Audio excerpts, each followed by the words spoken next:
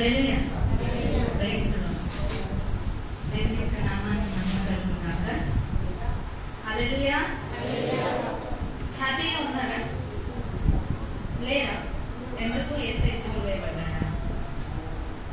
మనం హ్యాపీగా ఉండాలి. ఎందుకో తెలుసా?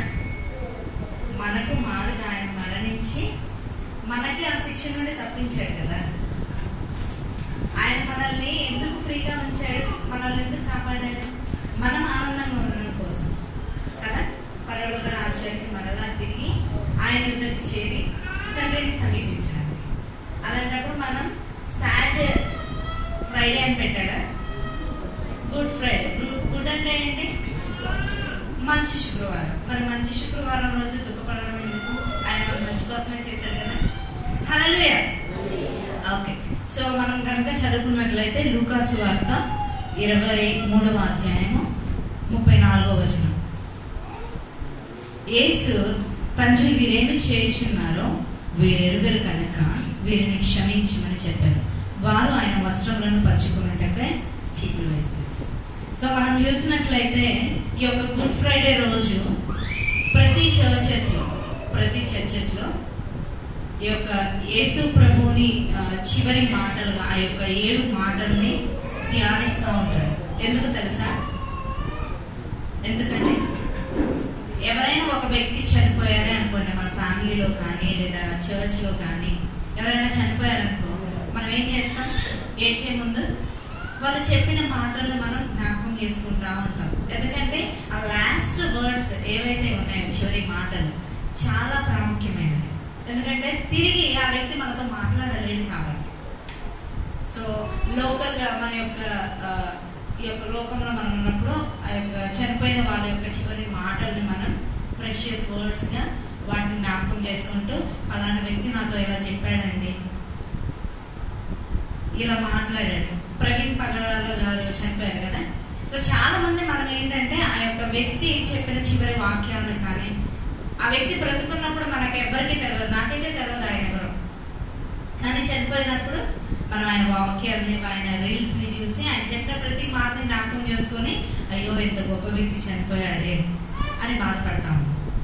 చాలా మాటలు మనకి ప్రోత్సాహాన్ని కూడా ఇచ్చినాయి. అలాగే యేసు ప్రభు ఆ యొక్క 10వ శిలువలో చనిపోయేటప్పుడు ఆయన యొక్క 7 words ఏవైతే చివరి 7 మాటలు మాట్లాడాడో వాటన్నిటినీ మన జీవితాల్లో కొన్ని సత్యాలను తెలియజేస్తాయి. ఆ చివరి వర్డ్స్ మన జీవితాల్లో చాలా సత్యాలను తెలియజేస్తాయి. మనం బైబిల్ చూసుకున్నట్లయితే బైబిల్లో దేవుడు జీవించిన కాలంలో 33.5 years, రైట్? సో ఆ యొక్క సమయంలో ఆయన జీవించినప్పుడు మాట్లాడిన చాలా మాటలు ఉన్నాయి బైబిల్లో కదా. కొత్త నిబంధనలు మనం చూసినట్లయితే ఆయన చేసిన ఉపమానాలే కానీ, అద్భుత ఆశ్చర్య కార్యాలు, మిరాకిల్స్ ప్రతి ఒక్కటి ఉన్నాయి కదా. వాటన్నిటిని మనం ప్రత్యేకించి ధ్యానం చేయము, కానీ వీటిని మాత్రమే ధ్యానం చేస్తాం. ఎందుకంటే ఆ యొక్క ఆయన జీవించిన కాలంలో ఆయన యొక్క జీవిత సత్యం మొత్తం ఈ యొక్క చివరి మాటల్లో మనం పూర్తిగా చూస్తాం అన్నమాట.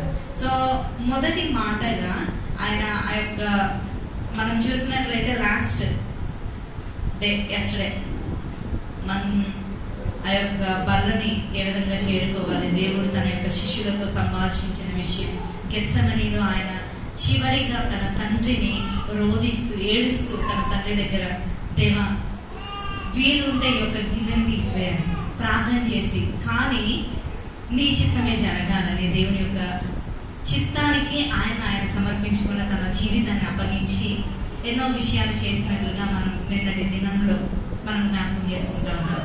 సో రాత్రంతా ఆయనకి ఒక వేదనకరమైన శ్రమకరమైన జీవితాన్ని ఆయన గడిపాడు. పిలాతు దగ్గరికి, హేరోదు దగ్గరికి ఆయన తీసుకొని వచ్చి ఎన్నో విధాలుగా ఆయన్ని హింసించడం జరుగుతుంది. తర్వాత మనం చూసినట్లయితే ఆయనని దూషించడం, ఆయన మీద ఉమ్ము వేయడం, ఆయన కొరడాలతో కొట్టడం అనే ప్రత్యేకమైన ప్రతి ఒక్కటి మనం జ్ఞాపకం చేసుకోవాలి అసలు. సో ఇవన్నీ మనం చేసుకుంటున్నప్పుడు ఏంటంటే ఆయన యొక్క బాధ, ఆయన ఏ విధంగా బాధపడ్డాడు, శ్రమని అనుభవించాడు అనే విషయాన్ని మనం క్లియర్గా అర్థం చేసుకోగలం. మనకు ఒక చిన్న దెబ్బ తగిలింది అనుకోండి, ఎలా ఉంటుంది? మనకి చాలా బాధ వేస్తుంది. లేదా ఎవరైనా కావాలని మనల్ని కొట్టారనుకోండి, మనకేమేస్తుంది? బాధ వేస్తుంది, ప్లస్ కోపం వస్తుంది. ఆ కోపంలో ఏంటి? ఫర్ ఎగ్జాంపుల్ చిన్న పిల్లలే ఉన్నారు, మనల్ని ఆడుకుంటా ఏదైనా తప్పని వేశారు, మనకి ఇమ్మీడియట్లీ ఏమవుతుంది, మన చేతిలో తెలుస్తుందా లేకపోతే? నాకైతే తెలుస్తుంది, మనందరికీ తెలుస్తుంది కదా.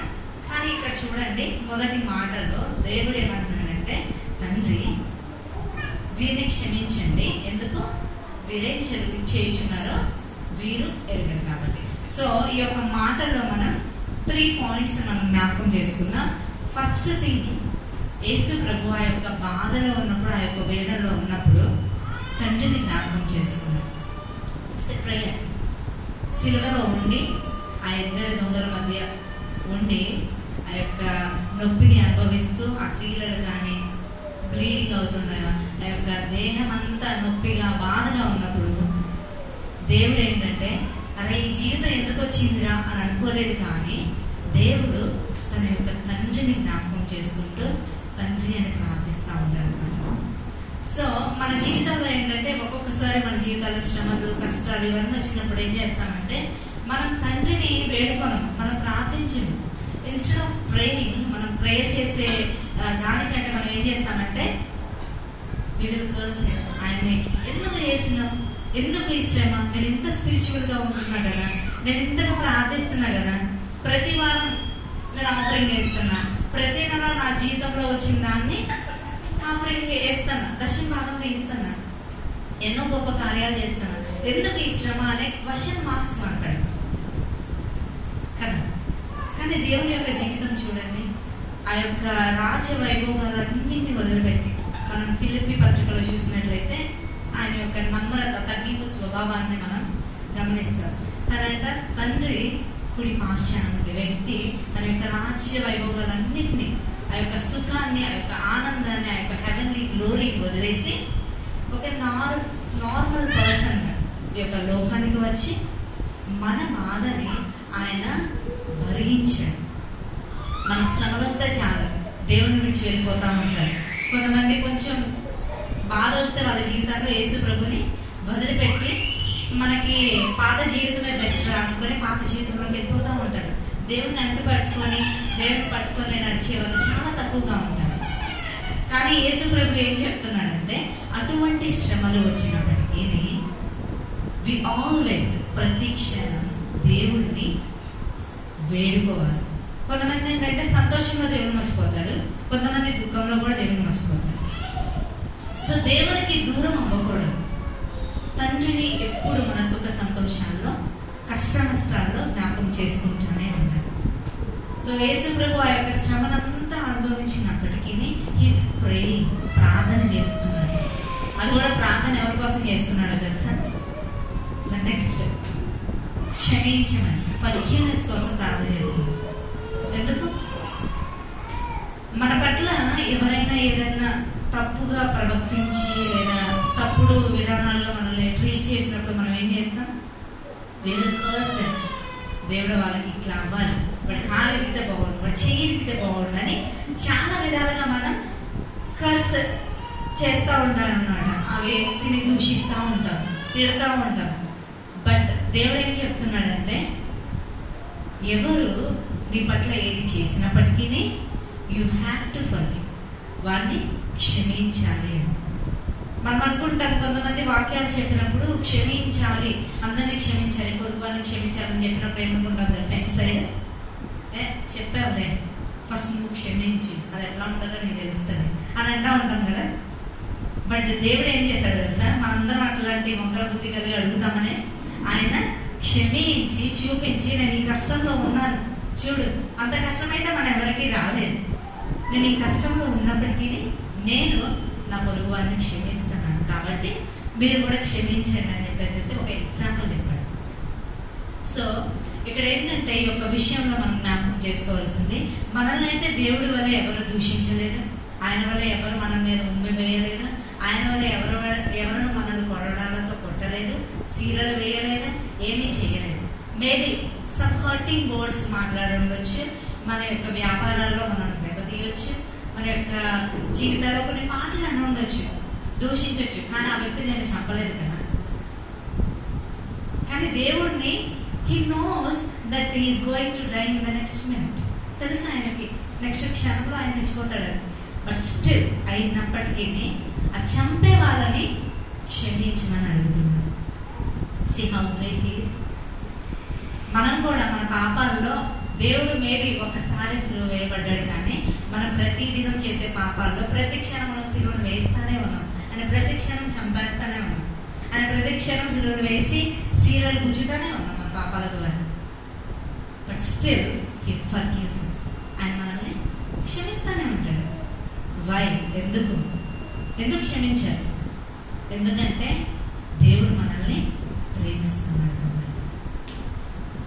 ఎప్పుడైతే మనల్ని ఒకరు ప్రేమిస్తామో ఆటోమేటిక్ ఏమవుతుందో తెలుసా? క్షమాపణ అనేది వస్తూ ఉంటుంది. మనకి తల్లిదండ్రులు ఉంటారు, పిల్లల్ని ఎంతో ప్రేమిస్తారు, వాళ్ళు కొడతారు, తిడతారని చేస్తారు. బట్ స్టిల్ ఏం చేస్తారు? వాళ్ళని క్షమిస్తూ ఉంటారు. ఎందుకు? ప్రేమ. సేమ్ యేసు ప్రభు కూడా మనల్ని క్షమించమని ఆయన నిరంతరం ఇప్పటికీ God is yesterday, today and forever same. So ఆయన సమానంగా ఎప్పటికీ ఒకేలా ఉన్నాడు కాబట్టి still he is praying for us. మన కోసం ఆ యొక్క తండ్రి యొక్క కూర్చొని మన కోసం విజ్ఞాపన ప్రార్థన చేస్తున్నాడని వాక్యంలో రాసి. కాబట్టి మనం కూడా దేవుని వలె క్షమాపణ గుణం కలిగి ఉండాలి. మొదటిగా ఏంటంటే ప్రార్థించే గుణం కలిగి ఉండాలి. 2, క్షమించే గుణం కలిగి ఉండాలి. ఎవరిని? మనల్ని మన మీద దూష ఆరోపణలు చేసి మనల్ని తిట్టే వాళ్ళు, మనకు నష్టాలు కలిగించే వాళ్ళని క్షమించాలి. క్షమాపణ అంటే ఏంటో తెలుసా? Forgiveness is all about forgetting.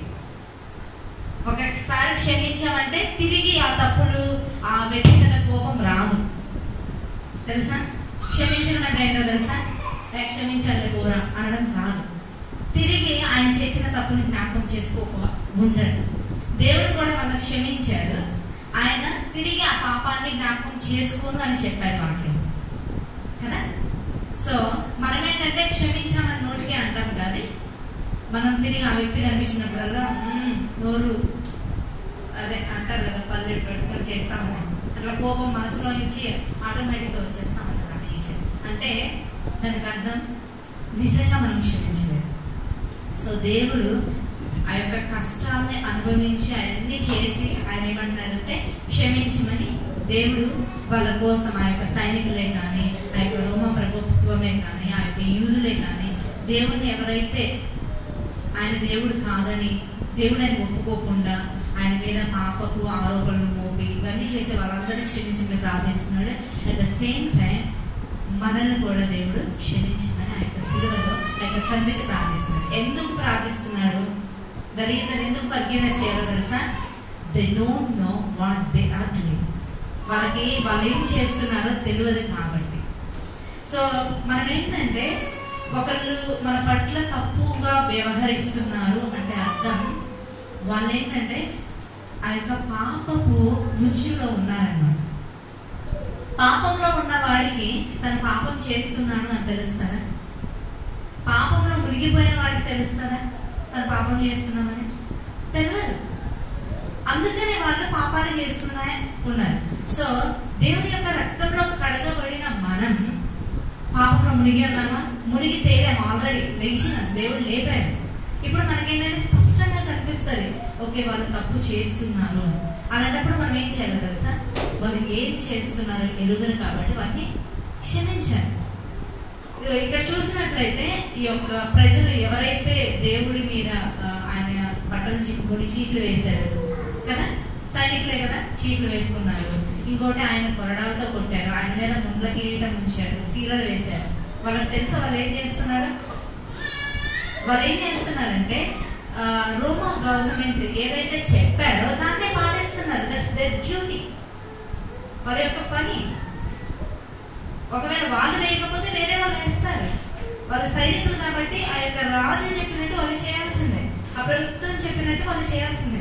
వాళ్ళు వాళ్ళ యొక్క డ్యూటీని నిర్వర్తిస్తున్నారు అంతే.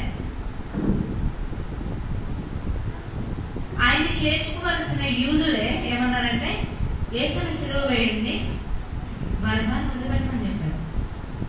తన ప్రజలే. ఎందుకంటే ఆ యొక్క పాపంలో మునిగి ఉన్నప్పుడంటే మనకి అర్థం కాదు ఏం చేస్తాము, we just follow, blindly follow.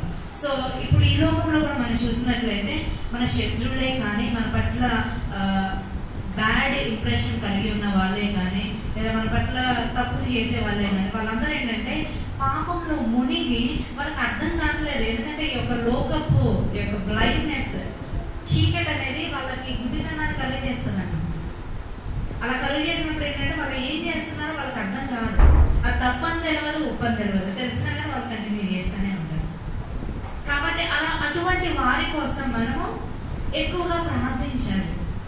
మనం అనుకుంటాం వాళ్ళు తెలిసి చేస్తున్నారు, వీడికి తెలిసే చేస్తున్నాడని మనం అనుకుంటాం. కానీ మనకి తెలుసు వాడికి తెలిసి చేస్తున్నాడని, కానీ వాడికి తెలియదు వాడు తెలిసి చేస్తున్నాడు. ఎందుకంటే ఆ యొక్క సాతాను వాళ్ళ యొక్క కళ్ళని కప్పివేసింది. చీకటితో ఉంది, అంధకారంతో ఉన్నారు, పాపంతో నిండిపోయారు. ఒక రూమ్ ఉంది, ఆ రూమ్ లో ఒక బ్యాడ్ స్మెల్ వస్తుంది. ఎప్పటి నుండో మీరు ఆ రూమ్ లోనే ఉన్నారు, బ్యాడ్ స్మెల్ వస్తుంది.